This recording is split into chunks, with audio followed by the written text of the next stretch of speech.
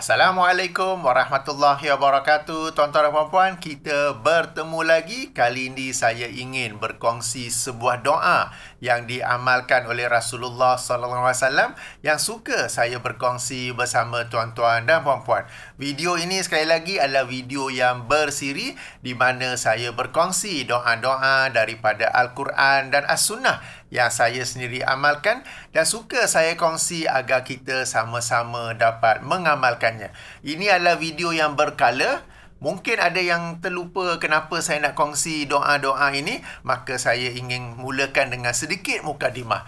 Pertama sekali, ya, kita memang boleh berdoa dengan susunan perkataan, susunan ayat dan bahasa. Mana-mana bahasa, apa-apa bahasa pun boleh. Cuma kadang-kadang saya sendiri tertanya-tanya, tercari-cari perkataan yang sesuai, susunan ayat yang sesuai untuk berdoa. Bahkan kadang-kadang kita pun sendiri tak tahu yang kita ni sepatutnya mendoakan perkara itu.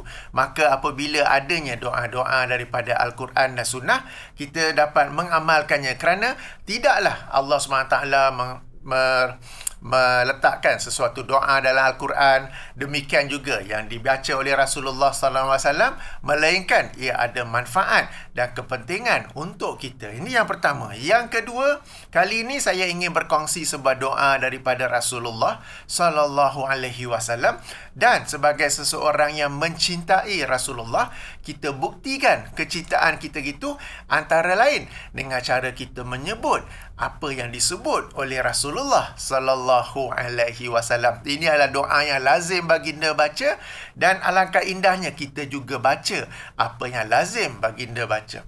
Itu yang kedua. Yang ketiga, antara hikmah doa-doa daripada Al-Quran dan As-Sunnah ini, ia adalah pendek, padat, tetapi memiliki maksud yang luas. Berbeza dengan doa-doa yang mungkin kita susun sendiri, ia mungkin panjang. Lepas tu kita sendiri macam tak puas hati. Macam ada aspek yang aku tak sebut, ada aspek yang aku tak cover, kan? Ataupun macam kebiasaan dalam masyarakat kita, apabila ada majlis-majlis, lalu adanya doa berjamaah. Lagi panjang doa yang dibaca oleh tekong itu, lagi hebat dia tu. Sifu ni. Kalau dia baca doa yang pendek aja macam, dia ni tak pro ni. Padahal doa-doa daripada Al-Quran dan Sunnah pendek-pendek saja, ya. Okey. Jadi, dan kali ini saya ingin berkongsi sebuah doa yang pendek tetapi memiliki maksud yang meluas, ya. Maksudnya luas. Okey, ayo sama-sama kita membacanya. Ia daripada Sahih Muslim, hadis nombor 4878.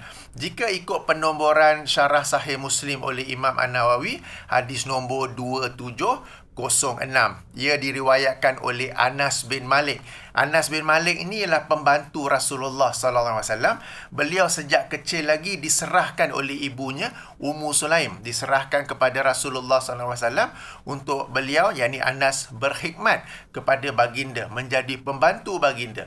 Jadi Anas bin Malik ni bukan semata-mata pembantu, tetapi beliau seorang yang cerdik, very observant. Beliau mendengar, melihat apa yang dilakukan oleh Rasulullah, apa yang disebut oleh Rasulullah.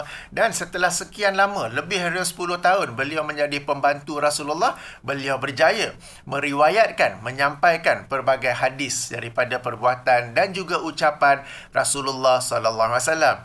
Jadi daripada kesempatan ini kita akan baca apa yang diriwayatkan oleh Anas tentang salah satu doa yang lazim dibaca oleh Rasulullah SAW. Okay, Anas bin Malik berkata, Kana Rasulullah sallallahu alaihi wasallam yaqulu. Kebiasaannya Rasulullah sallallahu alaihi wasallam berkata ataupun berdoa, Allahumma inni a'udzubika minal ajzi wal kasali wal jubni wal harami wal bukhli wa a'udzubika min azabil qabri wa min fitnatil mahya wal mamati. Okey, doa ini kita boleh bahagi kepada ada dua bahagian. Bahagian pertama, baginda sallallahu alaihi wasallam meminta perlindungan Allah daripada 5 sifat negatif yang lazimnya ada pada kebanyakan manusia. 5 sikap ataupun 5 sifat negatif. Apakah 5 sifat itu? Yang pertama, al-ajzi, yang ini sifat lemah. Baik lemah fizikal, lemah mental atau lemah jati diri. Lemah jati diri ni mungkin kita kata underconfident. Macam semua benda nak buat pun macam underconfident ya. Jadi ini adalah satu sifat yang negatif yang pertama sekali diminta perlindungan oleh Rasulullah sallallahu alaihi wasallam kepada Allah Subhanahu wa taala ya. Moga-moga dengan yang perlindungan yang pertama ini kita menjadi seorang yang kuat, yang cergas fizikal, cerdas mental dan juga memiliki jati diri yang confident. Sebab kadang-kadang sebagai orang fizikal dia tu nampak sangat-sangat tak fit, lemah aja. Baru naik tangga 5-6 anak tangga saja dah termengah-mengah. Okey kan? Kadang-kadang fizikalnya bagus, mentalnya pula lemah. Asyik-asyik sel tak berhubung. Kadang-kadang fizikalnya bagus tetapi jati dirinya pula yang nak kata lemah ataupun underconfident lah perkataan yang betulnya ya. Jadi moga-moga dengan doa ini kita minta perlindungan Allah daripada sifat lemah. Lemah dalam pelbagai aspeknya lah. Lemah fizikal, lemah mental dan juga lemah jati diri. Itu yang pertama. Yang kedua, kita minta perlindungan Allah daripada sifat al-kasali, iaitu sifat malas. Malas ni kalau ada yang malas masing-masing tahu diri sendirilah. Sebab malas ini kadang dari aspek ibadah. Nak beramal ibadah tu malas sekali. Sembahyang subuh pun orang sebut apa? Sebut subuh gajah. Subuh dinosaur kan. Dah cerah baru nak sembahyang subuh. Zuhur akhir waktu, asar akhir waktu, maghrib akhir waktu, isyak akhir waktu. Sebab kadang dah dengar dah azan. Malas nak bangun sembahyang. Dia tangguh-tangguh itu ini baru buat. Ini ibadah yang wajib. Ibadah yang sunat lagi lah. Sembahyang sunat hampir tak pernah. Malas. Tahu. Tapi malas. Puasa sunat. Puasa sunat ada. Yang ini puasa sunat 6 hari sempena bulan Syawal. Kan? Puasa 6 Syawal kita sebut kan. Itu pun di ujung-ujung bulan tu. Terkejar-kejar. Dapat 4,5 hari je. Okey? Dan lepas tu sepanjang tahun tak adalah dah puasa sunatnya. Malas. Okey? Dan ini kalau yang ibadah. Sebab malas ini adalah umum, juga meliputi dalam urusan kita dalam kerjaya masing-masing ke, dalam kehidupan sebagai keluarga ke. Malas. Semua benda dah buat malas. Malas nak upgrade ilmu, malas nak cari ilmu, malas nak cari ilmu tentang hubungan suami isteri misalnya. Alah, aku dah 10 tahun kahwin, aku tahulah. Padahal dalam pelbagai bidang lain kita sentiasa upgrade ilmu. Tetapi dalam bidang perkahwinan, dalam bidang rumah tangga, dalam bidang kekeluargaan, kita malas nak upgrade ilmu. Okey? Dalam bidang parenting ke, dalam bidang hubungan suami isteri ke, padahal itulah satu bidang yang kita juga mesti selalu upgrade. Bila tak upgrade lah, banyak berlaku perceraian sebagaimana yang kita lihat sekarang ini. Sebab malas. Okey. Jadi melalui doa ini kita mohon perlindungan Allah Subhanahu wa taala daripada sifat malas. Dan malas ini dalam segala aspek, baik dalam hal akidah, baik dalam hal ibadah maupun dalam apa-apa hal yang lain. Nah, tadi kita sebut lemah kan, lemah fizikal kan. Nak bersenam tapi malas. Nak pergi gym tapi malas. Kat rumah dah beli dah alat senaman, katakan treadmill ke, basikal kat rumah tu ke, tapi malas. Malas nak bersenam kan. Jadi macam-macam aspek lah malas ni tu. Okey. Kemudian itu yang pertama, sifat lemah. Kedua, sifat malas. Yang ketiga, sifat al-jubni. Al-jubni yang ini pengecut ataupun penakut. Okey. Bila disebut pengecut, penakut bukan semata-mata takut nak pergi perang. Sebab kalau zaman Rasulullah SAW dulu, mungkin kita kata ini untuk dalam aspek nak pergi perang kan. Tapi sekarang ni malas ni, sifat takut, sifat pengecut ni nak menyampaikan kebenaran pun takut. Saya bagi contoh. Masing-masing ada WhatsApp group, ada Telegram group, berlambat-lambat dalam phone kan. Kita tengok dalam hal yang, dalam group yang ada kaitan dengan agama, mereka yang share, mereka yang kongsi ajaran-ajaran kurafat, ajaran-ajaran panglipu lara, ajaran-ajaran hadis yang kita pun tak pernah dengar apa benda. Petua ini, petua itu. Mereka tak takut langsung. Share non-stop. Kita yang telah belajar agama, telah tahu disiplin ilmu hadis, telah tahu disiplin ilmu tu, disiplin ilmu ni, sepatah pun tak berani nak cakap. Kenapa? Takut. Kenapa? Pengecut. Nanti aku cakap, aku hilang kawan. Nanti aku cakap, dia orang tak nak tegur siapa aku lagi dah. Nanti aku cakap, dia orang kata, engkau ni tiba-tiba jadi ustaz ke? Ataupun yang best apa, nanti aku cakap dia orang kata aku ni Wahabi. Jadi pengecut. Penakut, mereka yang nak menyebarkan kebatilan, mereka yang nak menyebarkan kepalsuan, mereka yang menyampaikan karut-marut, kurafat, macam-macam lagi tu, tak takut langsung. Share. Kita yang baca, kita tahu benda tu salah. Kita yang baca, aku rasa hadis tu macam tak kena tu. Aku rasa ini ni tak benar ni. Tapi sepatah pun tak berani nak kata. Kenapa? Sifat pengecut. Jadi pengecut ni bukan dari saya aspek nak pergi perang. Bukan pengecut bila nampak lipas terbang kan, semua orang takut lipas terbang kan, tapi pengecut untuk menyampaikan kebenaran, padahal semua hafal dan tahu surah wal ars innal insana lafi khusr illa allazina amanu wa amilus solihat wa tawasau bil haqqi wa tawasau bis sabr. Dalam surah ini Allah bersumpah dengan masa dan menerangkan bahawa manusia ini sentiasa dalam kerugian melainkan mereka yang melakukan 4 perkara. Bukan salah satu daripada 4, tetapi 4 perkara. Yang ni apa? Beriman, beramal soleh, berpesan-pesan pada kebenaran, berpesan-pesan kepada kesabaran. Kita beriman, alhamdulillah. Amal soleh pun bagus kan? Bukan malas saja kan? Bagus kan? Tapi 2 ni saja kita buat. Yang 2 lagi ni tak buat. Berpesan-pesan kepada kebenaran. Aku takut lah kan, aku tegur kan, apa pula dia orang kata. Kan aku tegur kan, dia orang tak nak kawan aku lagi dah. Itu dan berkawan ke? Kawan kalau tak boleh nerima teguran, bukan kawan, memang. Kau tak ada kawan macam tu pun lagi bagus. Okey? Kan aku tegur kan, dia orang panggil aku Wahabi. Dan macam-macam excuses yang kita buat dalam diri kita. Padahal diri kita ni pengecut, penakut. Jadi ayuh kita minta perlindungan daripada Allah daripada sifat negatif ni ya. Yang ini apa? Sifat takut ataupun pengecut. Okey. Apa tadi? Kita dah masuk berapa sifat dah? Pertama, sifat lemah. Kedua, sifat malas. Ketiga, sifat pengecut ataupun penakut. Yang keempat ialah al-harami. Yang ini sifat tua. Bukan semata-mata tua, tetapi penurunan, merudumnya prestasi fizikal dan mental selari dengan umur yang semakin meningkat. Okay, deterioration of your physical and mental health. Okey. Jadi ataupun kalau mental tu selalu disebut sebagai apa? Lupa ataupun nyanyuk.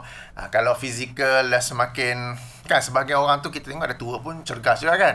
Bukan sekadar nampak muda saja, tapi kita nak kecergasan mental, kecergasan fizikal dan kecerdasan mental. Jangan bila umur muda sel-sel tak berhubung, dah tua pun lagi dah tak berhubung. Okey. Jadi kita nak ini sampai kita nak dalam keadaan yang optimum sehinggalah ke akhir hayat ataupun paling-paling sampai dekat dengan akhir hayat tu ya. Jadi kita minta perlindungan daripada Allah SWT daripada sifat al-harami. Yang ini sifat penurunan, pengurangan ataupun merudumnya kecergasan fizikal dan juga kecerdasan mental. Okay?